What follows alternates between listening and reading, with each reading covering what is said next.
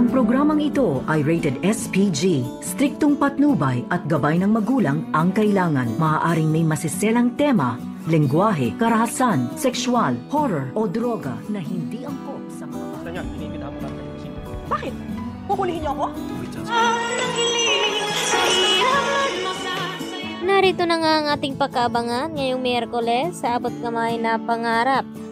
Sa wakas ay matagumpay nga itong operasyon na sinadjust dito ni Annalyn at hindi nga nasunod itong gustong mangyari ni Carlos Benitez dahil sinabi dito ni Giselle na si Annalyn ang dapat masusunod kung ano ang dapat gawin dito nga kay Don Pepe nang sa ganon ay mabuhay nga ito at hindi nga na nga nagtagal at inumpisahan na nga nila itong operasyon at bago nga gagawin, tinanong muna ni Carlos Benitez na kaya ba daw gawin ni Annalyn ang sinasabi nito.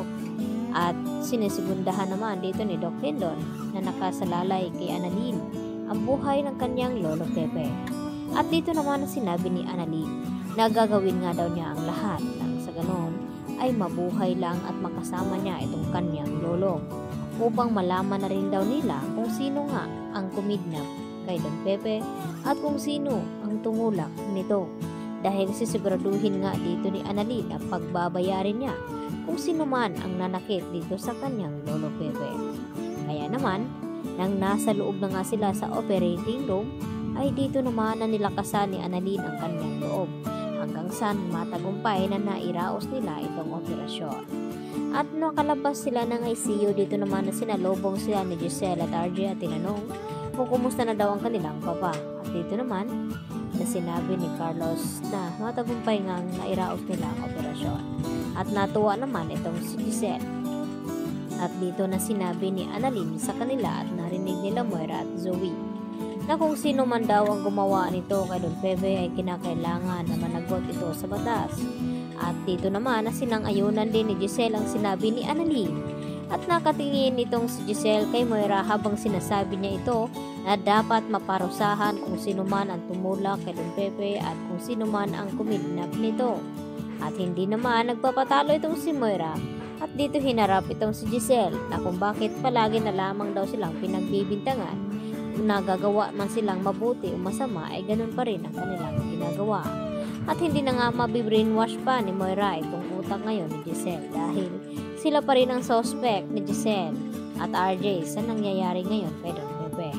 Samantala, kinausap naman ng masinsinan ni Carlos itong si Zoe at Moira at huwag daw silang mag-alala dahil may mga plano pa daw sila.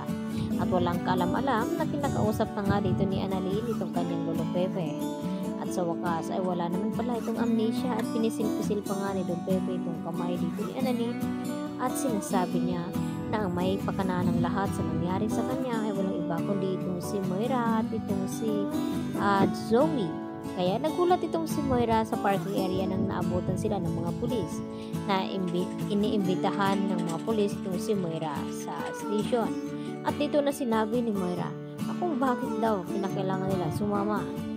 Kukulong na ba daw sila nito at huhulihin? Kaya yan naman ang ating pakatutukan. Lalo pa ngayon na may mga nakuha nga itong mga kapulisan na mga medical kit dito sa kotse ni Balahadja. At hindi lang iyon dahil ginamit din ito ni Don Pepe na naiwan doon sa loob ng rest house kung saan nila itinago itong si Don Pepe. At isa pa dito, itong kalamuti na nakasabit dito sa sapatos ni Zoe kung saan nahulog nga itong si Don Pepe. Marami nga silang pwedeng ilabang ebidensya laban dito sa mag-ina na si Zoe at itong si Moira.